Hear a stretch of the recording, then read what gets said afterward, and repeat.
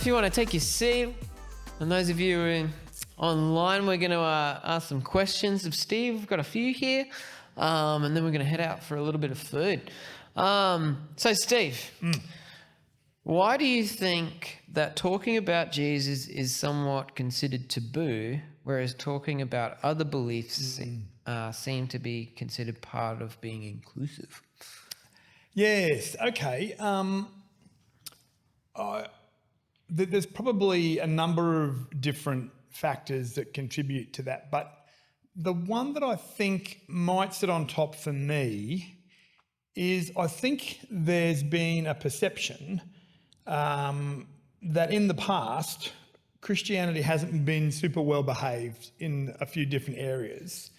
That perhaps it's been a little bit too much connected to power, maybe a little bit too connected to maybe being right or judgmental or trying to put something on to people. So I think that there's been a perception of, in a big picture historically, that's been the case. Yeah.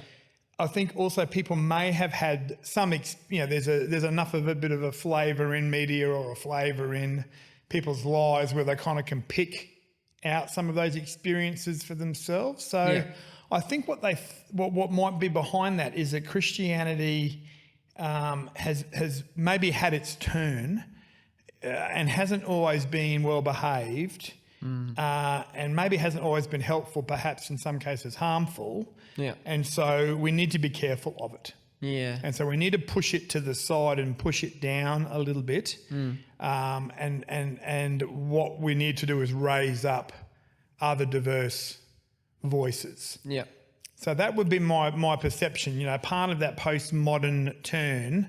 And I know modernism, we don't always equate that with religion, but I guess part of that modernism season, religion had its own version of that as well. Modernism, capital M, we can find all the answers and find the truth through science. And I think in the Western world, on the religious side, we had, we can find all the answers and we've got the truth in Christianity. And this was like a societal sort of push. Yep. Yeah, I kind of feel like in the postmodern world, it's kind of been, well, you've had your turn being the big voice. Yeah. We're not so sure about the capital T truth stuff anymore, so let's give these other voices a bit more of space, but you have to be less if they are going to be more, Yeah. So it's kind of two things floating around there. For me, I think one, you had your time and you had a lot of space and you were the main game, but the second dimension of that is maybe you didn't do that so well. Right. So we need to actually get you out of the way a little bit more. And I see that a lot, and as I engage, just in different circles as a representative of Scripture Union of Chaplaincy, I can see that as I travel around in different sort of community or professional settings. That comes through, gets reflected back to me enough times that I can go, well, that's certainly out there in that. Yeah. So you see a lot of so just for example, a chaplaincy example of that will be over the last little while in the policy language, even not evangelise and proselytise is in the policy. Right. And, I remember in the early days of chaplaincy, there was some pushback on that from the Christian church saying, well, they're very Christian words, you're using there to not do that. It seems fairly pointed, and the kind of response was, yes, it does, doesn't it? Oh, right. Okay. And words like do not coerce, do not, use your undue influence. These kind of terms are there, and they suggest to me a perception or a perception maybe from experiences or whatever. Yeah. They kind of say, we've got some concerns about your behaviour and we're happy to have you in here, but we just need to make it clear what your territory is and isn't. That's probably not the only thing, but I think that's certainly there. It stands out to you. Yeah, absolutely. Yeah. It's one thing. It's a main thing. No, that's good. That's good. Another question. Although chaplains are in a secular setting, other groups continually assert their views. Why are Christians not able to be bold?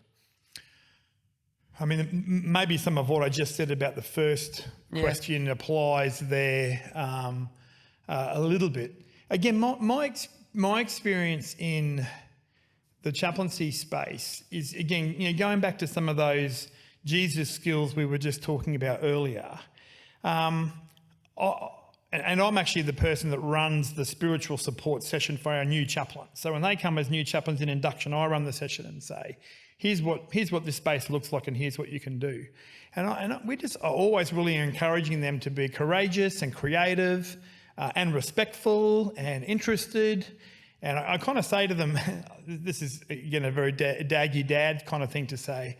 I say, I want you to be the Robin Hood and merry men of spiritual support. I want you to go, go around joyfully and courageously and engage with a sense of like, you know what? We're here for you. We're here to kind of, we're on your side and we want to tell you some good stuff. And, you've got something to say. Oh great.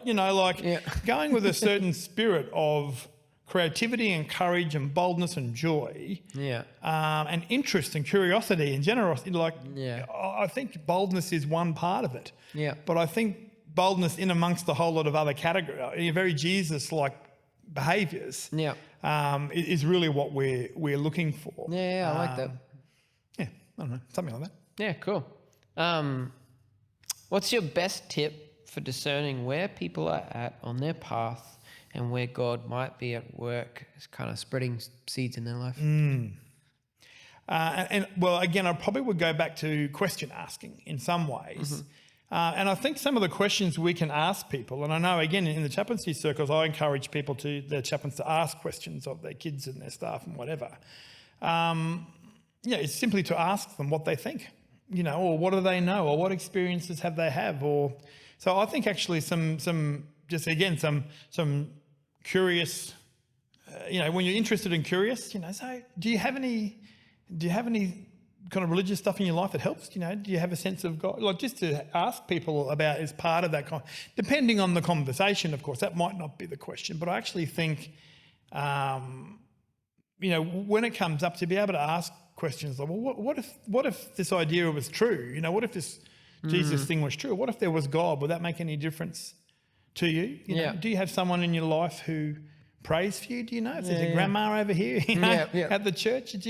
I think asking people questions about things, and there are also certain experiences that I think open up people spiritually a bit more. Yeah. So there are times when people are a bit confused or looking for some answers about some guidance.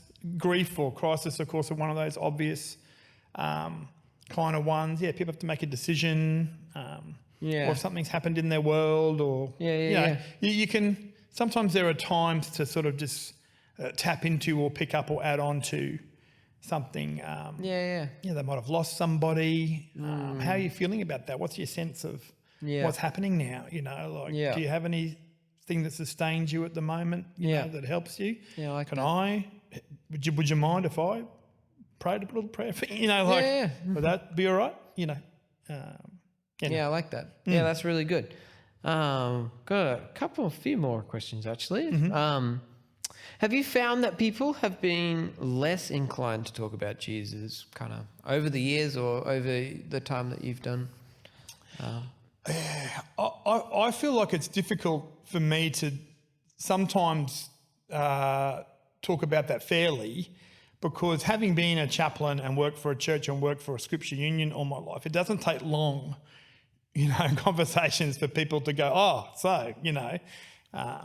what do you think about this? Or what do you think about that? Or, so in some ways it's a little bit hard for me to say from my own experiences, because that's been carried with me a little bit, for the last 20, 30 years. So it's very, very difficult for me to speak about that objectively. If we look at sort of, broader research around such things, and certainly people are less aware of, knowledgeable of, to have Jesus as part of that conversation.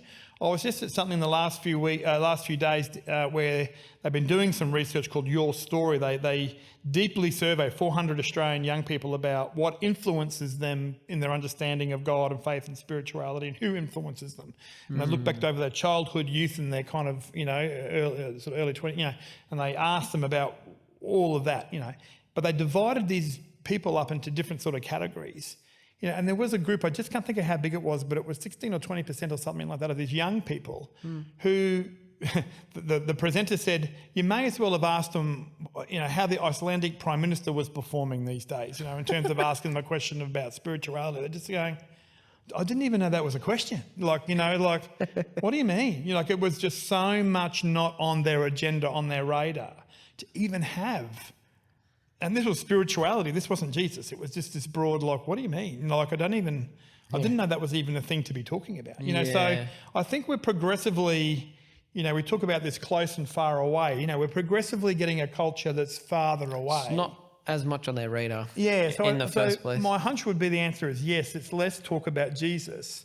But again, if the parable is true of the parable of the generous farmer, then the way God has made the universe is that God is going to reveal, and human hearts are made to respond. So if they're responding out here, then it's really about going, well, what does that conversation engagement look like out here to bring them closer into a world of where when we do talk about Jesus, it'll make sense to them. But actually, that is the thing we need to be putting our life into. Absolutely. Yeah. So for me, again, that parable comes into play. Because it kind of, Where are they at in that journey for sure? Yeah. I'll finish with one more question. How do you go about conversations if someone really isn't open to hearing your belief on a topic? And is there a way we can still help the situation, but maybe in another way?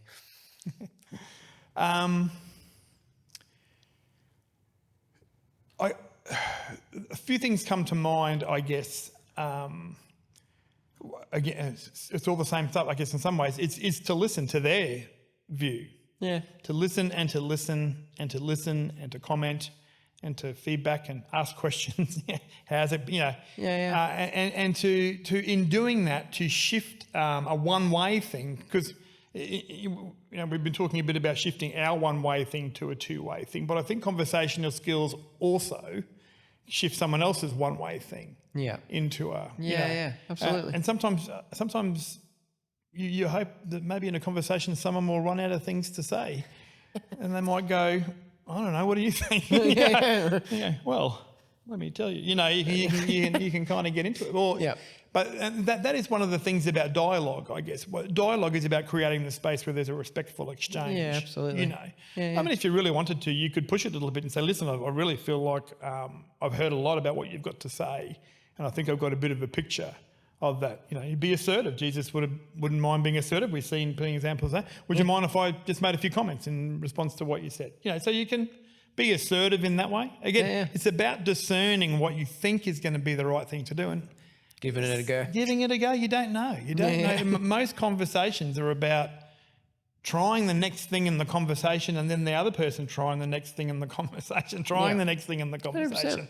And it's a bit of a sliding doors kind of moment. Well, depending on what you did is where it went next, And did you do the right thing and the wrong thing? I don't even know they're the right questions. I think sometimes the conversation just goes the way that it went, But, there's always tomorrow or next week or another conversation. So I think a bit of persistence, it doesn't all have to happen in every conversation. One conversation, Maybe the one conversation you are strategically setting up for the next one.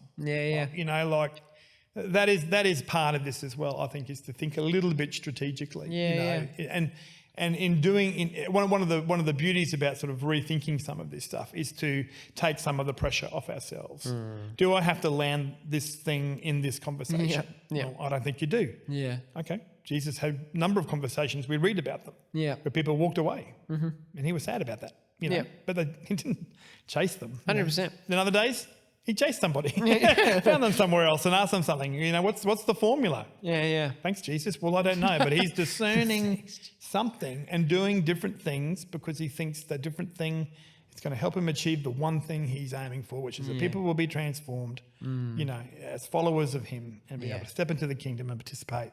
In ways that will change them and the world around them. So he's working towards that all the time. And he's moving and shaking and ducking and weaving and working out what it is going to be in this situation to do that. And, good luck to us all in a sense, it's really about tuning in, having a go and seeing what comes out of that. And, we won't get it right all the time and we can always get to where we want to go from where we are, God can use even the bad for good. And we can trust him with that. I think that's a really good point to finish our Q&A. Steve, again, thank you so much for coming on the podcast, and thanks for having a conversation with us. And I hope you guys have enjoyed that. Why don't we give him a hand? That was really good. And I've got to go now and cook the pasta. Yeah, so side note, Steve is actually making us after church tonight. He's making our meal. I don't know how he's doing, and he's right here, but... I do have some supernatural gifts, Matt. Yeah. You're Batman. No, anyway. That's right. No, guys, so we'll probably be ready soonish. Yep. Give us 15 minutes. Yeah, 10, 15. Have a chat. Keep the conversations going, whether you're at home or here tonight. If you have any other questions, just, come and find me. But I hope you guys have an awesome night and have some good fellowship.